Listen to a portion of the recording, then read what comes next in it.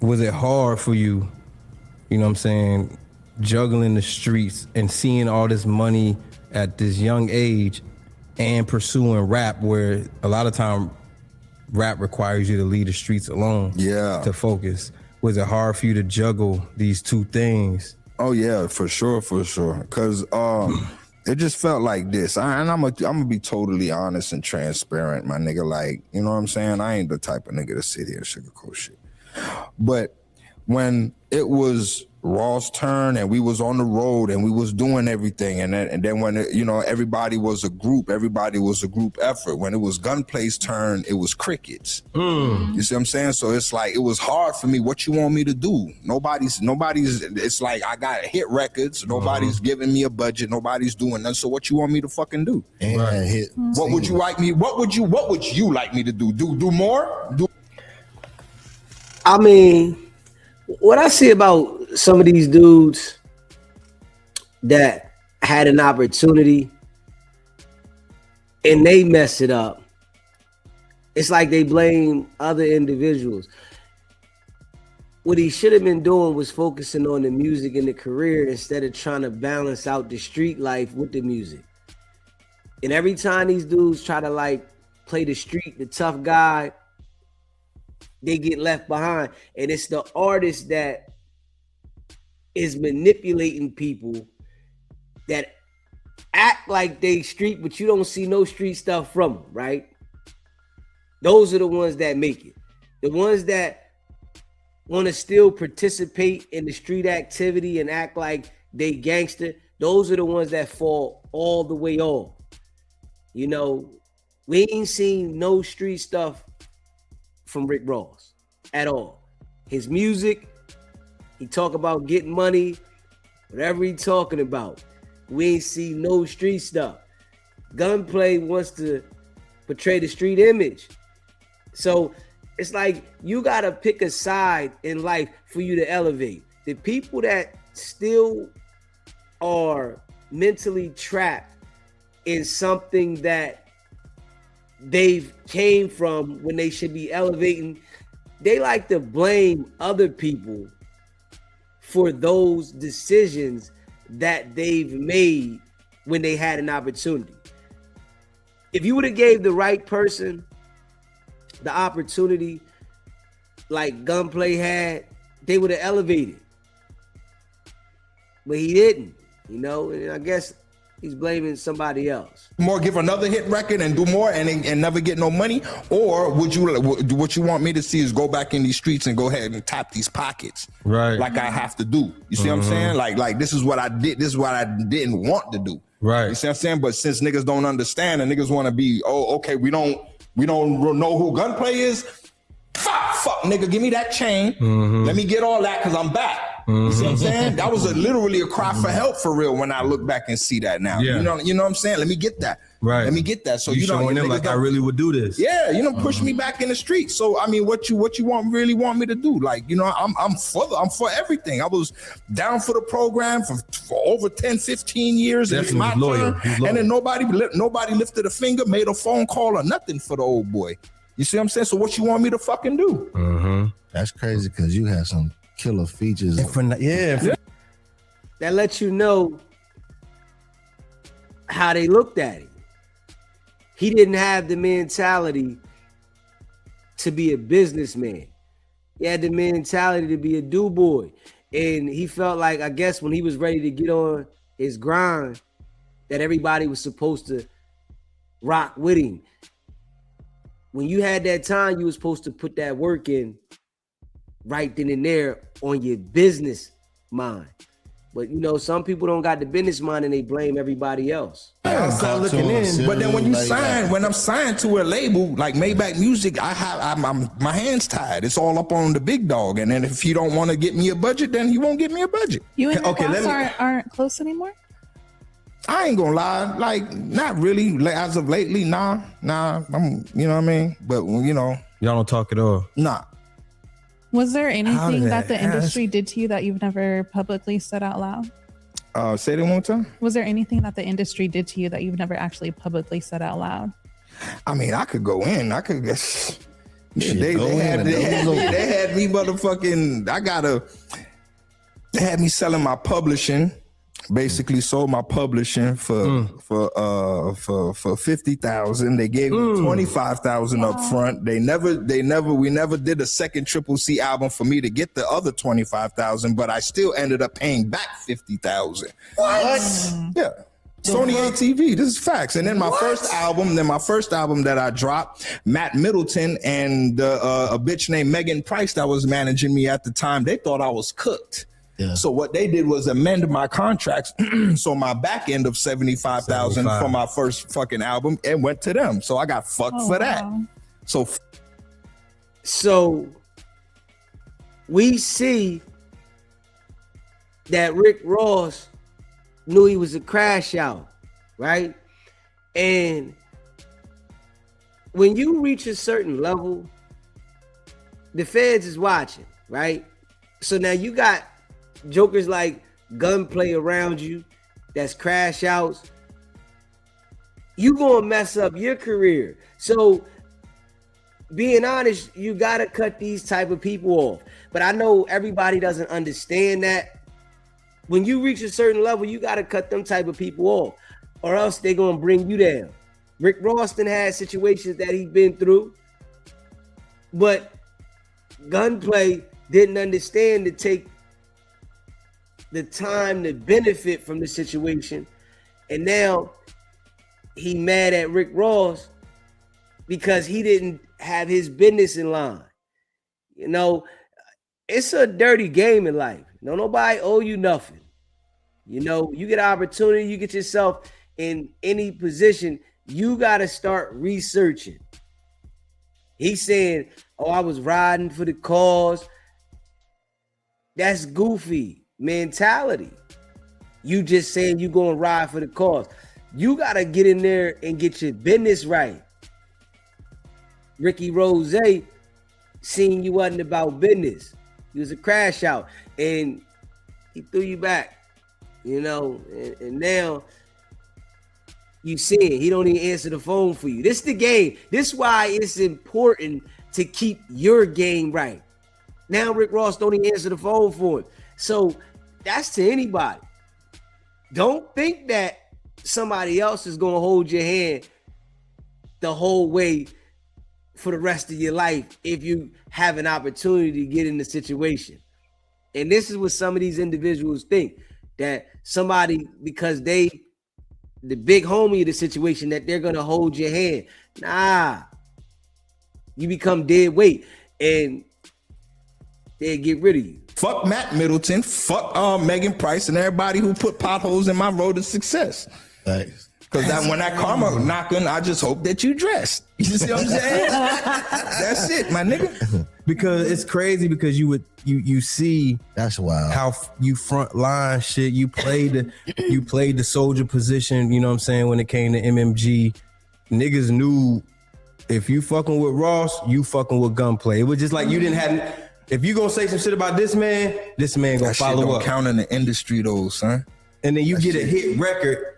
I'm on the outside looking in. I don't know nothing. It just feels like once you get a hit, I can understand if you dropping duds and then your man like, bro, this just ain't it, dog. Yeah, you gotta keep working. We had Yams, straight Yams. That was the first one. That was my first record that everybody. It was come on now, you know what I'm saying? It didn't make the Deeper Than Rap album. I was told to put on that on that record to put shout out Deeper Than Rap, promoting the album, thinking it's gonna be on the album. Nah, that was just promoting the album. Thank you. Going about your business. You see what I'm saying? So that was the first one. And the next one was Rolling. You know what I'm saying? Waka Flocka. When that shit hit around tax time, bro. Exactly. That was what I'm saying. And then that was my fucking record. Debbie stopped that one along with nobody wanting to get a budget for me. So Debbie stopped that one. She said she had gave that to Ross and not me, but I got it and turned it into a hit record. It wasn't a real hit record. I had to spice it up. You know, there ain't no shade on Waka. That's my dog. But let's be honest here. You know what I'm saying? Like I done turned this shit into something different, bro. You feel me? So, that's Waka Mama. Waka Mama, yeah. Yeah. Debbie is Waka Mama. You know what I'm saying? So she ain't clear that one. And then Bible on the Dash, just nothing. Just nobody, just nothing. I refuse. Still signed to, whatever. And then the next one was I get called 1:30 in the morning. Never forget it. The Fat Boy called me, say, yo, I got a record for you to get on. Ironically, it's called Nobody's Favorite. And it ironically just happened to be everybody's favorite. The label was even asking, when are we shooting the video? It took them 5 months to shoot it. And even though it was the most played on it, and Yvette, shout out to Yvette, she just kept trying to push for me. But at the end of the day, he said he wanted it to be a street single. That's what Yvette told me. So I was like, okay, he wanted to stay in the streets. So all right. So that was the 4th time. And after that, it's just like, nigga. During that time when it was you, Ross, Meek, Wale, Stally, like, what do you remember most from that time working with all these guys? And all these guys. I'm gonna be honest again, dog. I hate being honest, dog. We be honest. That's why people love you. I just couldn't understand why I didn't get a deal. Right. Why was I still on Def Jam and y'all was doing that, knowing I was a day one nigga, like knowing, you know what I'm saying? Thank you for saying that. So it's like, I mean, we was all wondering that. We was all wondering that shit. But it is what it is. Thank you for saying it is what it is. You know what I'm saying? You ain't had your business right. And one thing about people, right, when they don't have their business right and they, things don't go their way, they always say karma gonna come to this person. Karma gonna come to that person. In life, things is gonna happen to all of us at certain times, right? And people make it seem like when something happens to somebody that's their karma. It's gonna be a time in life where everybody goes through something. Certain people that have ill feelings towards somebody, they look at their life as soon as something happened, that was their karma. Every individual that's living this life that we live, something is going to happen to you along the way. That's just how life goes. And people want to put that as karma. His decisions he made got him in the situation he in, the mind frame. You got to elevate from the street to business. You can't play both sides. This is why I always say to people about me being on the internet and being a YouTuber. I am not coming to YouTube to play the streets. It doesn't make sense. It's the easiest way to play yourself. If I'm going to come on YouTube, I'm going to be a YouTuber and I'm going to play the YouTube game and I'm going to focus on the YouTube game. I'm not on here trying to be a gangster on YouTube so that I can play myself out of position after putting myself in position. But these are the things that these people that become artists and they come from the street, they don't understand this. They think that they still are supposed to be street so that they can be accepted. And being honest, right? The people that support the music, that go out and buy the music, aren't people from the street. People from the street, they buy bootleg stuff. They're not paying their money to the stores, to the streams. They don't do it. So that's something that, people got to get out their mind. You're not trying to appeal to the street people. You're trying to appeal to the people that's going to buy your product. The image, a lot of these people get tricked by the image. They think that they got to live this certain way and lifestyle to please their fans and supporters when those people are not the people buying the stuff, man. That's why it's like an image that you can try to act and manipulate, but you don't really gotta indulge in these activities to get the support. And it's how these dudes trick themselves out of position every single time. That's why I could honestly say, like when it comes down to it, yeah, if being around somebody, that's not putting anybody on. A person that has put in the work, and then you tell that person, okay, bring me a hit record, and you bring that person a hit record and nothing gets done, then that's just basically saying fuck you. You know what I'm saying? Like I just felt like a slap in the face, you know what I'm saying? So that's why I just had to make my own way, my nigga, and just do it what I got and just keep it moving. So I feel like I put myself on, you know what I'm saying? I did that. I put in that work, you know what I'm saying? Like I had to get up and grind that shit out, and I ain't get no money from it. Right. So I basically put myself on, you know what I'm saying? Fuck that. You voiced that shit to Ross ever, like, yo, what's going on? Knowing you probably have. Of course I did, but then they'll play ping pong. So, oh, Def Jam, it's on Def Jam, and then Def Jam say it's on Fat Boy, and then Fat Boy says something. I'm tired. Let me just go ahead on about my business, bro. Nobody want to do nothing. I'll just go ahead on and rob me some. Do what I do. do what I do best. Then fuck it. That's what y'all want me to do. Fuck it. The mind frame. He sat there and just let everybody know that he doesn't have the mind frame of a businessman. Dude said he just gonna go out and rob something because these people not giving you what you want. Instead of figuring out how to put his grind down to put it together to do what he need to do. Come on, man. The mind frame. And this is why Ross left him alone. I would have left him alone too. You know, now I don't want that around me, bro. Now, while I'm around you, I might make you feel comfortable and let you think everything's cool. But in my mind, I'm saying, oh, he ain't got it all. Nah, I don't want to deal with him really, though. Yeah, I'm going to have to cut bro off. Bro talking goofy. You ready to go rob something. We try and get the bag, and you talk about, I'm about to go rob something. Let me go do this. Hey, listen, man. These dudes will be bitter at everybody but the person they supposed to be upset at, themselves.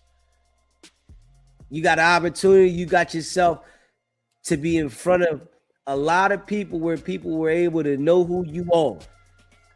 You got to do something. You know, you got to take initiative. And everybody don't have it, being real. Everybody don't have it when they get the opportunity to be in front of everybody, to take initiative, to do certain things, to be able to elevate themselves. Because if he was able to elevate himself, because he said he put himself on, the labels would be wanting you. They would want to come see you. They would want to get at you. If they seen Rick Ross ain't doing what he should be doing by you, and you was out there grinding, putting that work in, dropping your music, doing whatever you needed to do to promote yourself, they was going to come get you. But your mind frame.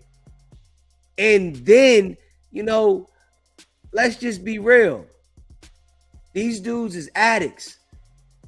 Gunplay was an addict. I don't know if he's still strung out, but he was an addict. You know, that was out there.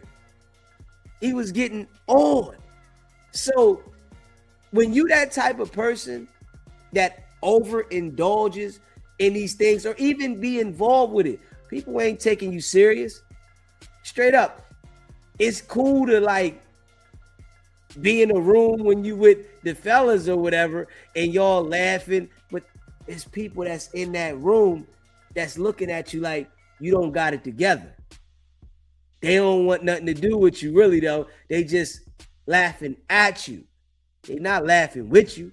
They're laughing at you.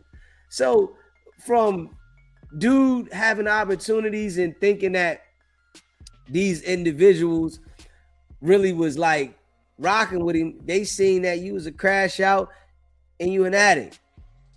You don't bring no value to us. You know, and he thought he did because he was able to be next to Ross and certain individuals. You know, he came up around Ross. That, listen, man, when life changes and things start elevating, you got to play your part. You can't expect because you know somebody for somebody to carry you and, you know, hold you down because they know you. Nah, you know, and some people outgrow one another. This happens all the time. You know, you go into another level in your life, you outgrow a joker. Man, listen, it was all good, bro, but I outgrow you. You know what I'm saying? It's like nothing really that we can do together. You on a different business plan than I am. And I feel like you don't add value. So looking at it like from Ross' perspective, how is you adding value to Ross when you always was getting in trouble and you getting high? You didn't add no value. I don't care if you thought that you can rap and we was homies. When you become an adult, right? Yes, you have some people that you are associates with, right?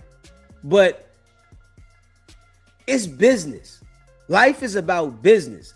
All that friendship first, nah, not when you're an adult, because it's a lot of responsibilities that adults got to take care of. So to be like friends over everything, now that's something you say when you were a kid.